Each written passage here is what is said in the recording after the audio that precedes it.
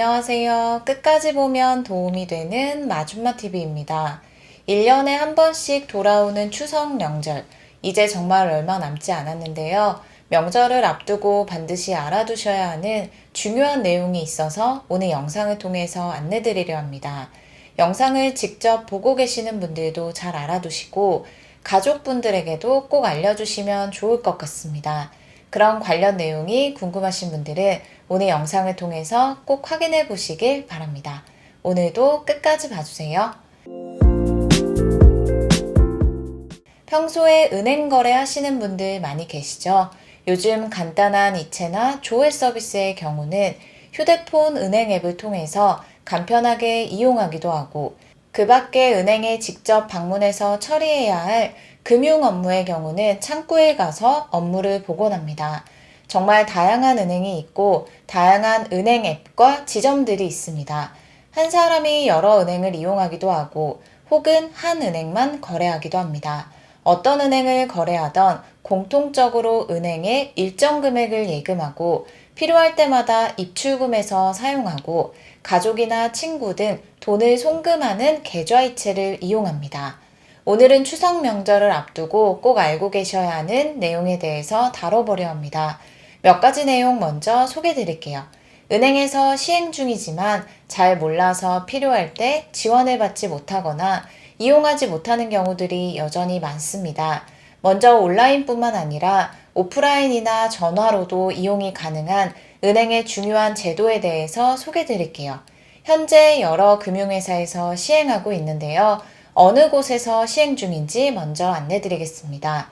은행 19개사, 산업, 농협, 신한, 우리, 기업, 국민, SC제일, 하나시티, 수협, 카카오, 토스K, 대구, 부산, 광주, 제주, 전북, 경남은행에서 시행 중이고, 그 외 증권사 23개사, 제2금융 7개사도 참여하고 있습니다.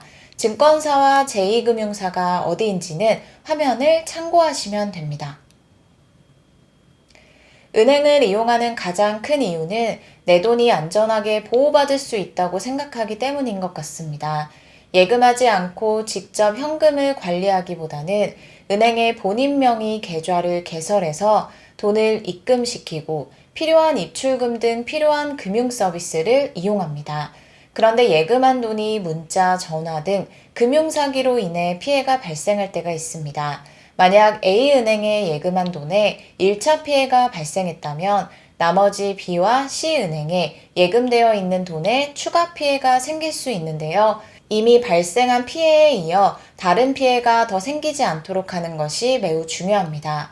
그러기 위해서 은행에 피해 사실을 알리고 계좌 지급 정지 신청을 해야 하는데요. 한 사람이 한 개의 은행만 이용할 경우에는 이러한 절차가 금방 진행될 수 있지만 만약 여러 은행을 이용할 경우에는 각 은행에 연락을 해서 조치를 취하는 것만으로 시간이 많이 지체되어 추가 피해 발생 우려가 있습니다. 한 번에 일괄로 본인 명의 모든 계좌를 일괄 지급 정지 신청을 할 수 있는 제도를 시행 중에 있습니다. 처음에는 온라인을 통해서만 가능했지만 현재는 오프라인과 전화로도 신청이 가능합니다. 본인 계좌 일괄 지급 정지 제도에 앞서 말씀드린 은행을 포함한 금융회사 영업점에 방문해서 신청하거나 고객센터에 전화해서 일괄 지급 정지 신청을 하시면 됩니다. 이런 제도가 있는 줄 알지만 온라인 신청이 어려우신 분들의 경우는 급한 상황이 생겼을 때 당황하실 수 있는데요. 전화나 오프라인 신청도 가능하다는 것 꼭 기억하세요. 그리고 올해부터 새롭게 시행 중인 또 다른 제도가 있습니다. 일면식도 없는 사람으로부터 피해를 입게 될 때가 있습니다. 대면 피해뿐만 아니라 비대면 피해도 심각하게 많이 발생하고 있는데요. 이러한 심각한 피해의 대표적인 것이 바로 우리 일상에서 여전히 많이 일어나고 있는 금융범죄 사기 피해입니다. 특히 명절이 돌아오는 시기에는 이러한 범죄가 더욱 기승을 부리는데요. 더 치밀하고 계획적인 방법으로 접근하여 정말 큰 피해를 입을 수도 있습니다. 택배 거래가 급증하는 시기인데요. 배송 관련 문자를 평소보다 더 많이 받는 시기이기도 합니다. 배송 취소 안내, 결제 요청, 환불 계좌 입력 등 허위 배송이나 환불을 빙자한 스미싱 문자와 전화가 급증하는 시기이기 때문에 배송 관련 문자가 왔을 때 내가 주문한 물건을 기다리고 있는 중이라 할지라도 그 물건과 관련된 배송 문자가 맞는지 정확하게 확인하신 후 내용을 보시는 게 중요합니다. 또한 투자, 리뷰, 아르바이트 등 문자를 통해서 큰 노력 없이 높은 수익을 얻을 수 있다고 보장하는 문자의 경우도 사기나 개인정보 유출 피해로 이어질 수 있는 가능성이 상당히 높다고 하니 함께 꼭 주의하시길 바랍니다. 그리고 통장에 난데없이 입금되는 일도 발생할 수 있으니 꼭 조심하세요. 추석 명절 기간을 앞두고 정부 지원금이 조기 지급되는 등 평소에는 입금되지 않았던 돈이 계좌로 입금되는 경우들이 있을 수 있습니다.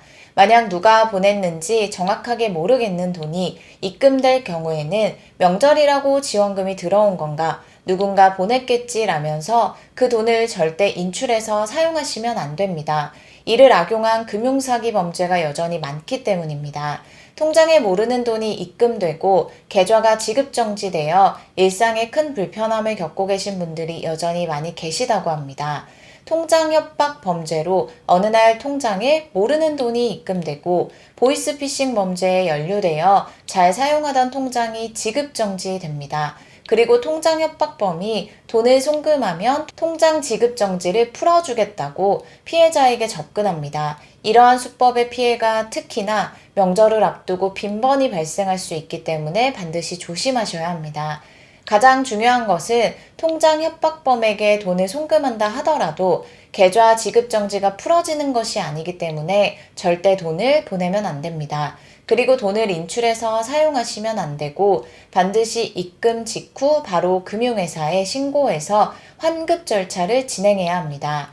지난 2월 개정안이 국회 본회의를 통과했고 통신사기 피해 환급법이 8월 28일부터 시행 중에 있으니 꼭 알아두시길 바랍니다. 기존에는 이러한 통장 협박과 같은 유형의 금융사기 범죄로 피해를 입고 계좌가 정지되었을 경우 2개월에서 3개월을 기다려야 했지만 통신사기 피해 환급법이 8월부터 시행됨에 따라 피해금 편취 의도가 없음을 소명하는 객관적인 자료를 금융회사에 제출할 경우에는 피해금을 제외한 나머지 돈에 대해서 지급정지 해제가 신속하게 가능해집니다.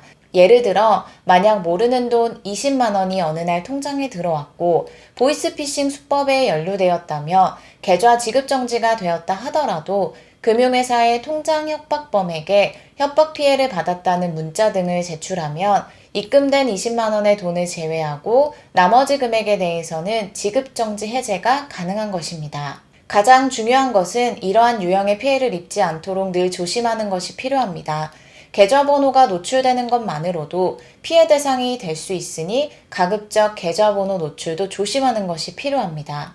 추석 명절 이러한 피해를 입으시는 일 없고 즐겁고 행복한 일들만 가득하시면 좋겠습니다. 오늘 영상도 끝까지 봐주셔서 정말 감사합니다. 구독과 좋아요, 알림 설정 꼭 부탁드립니다. 감사합니다.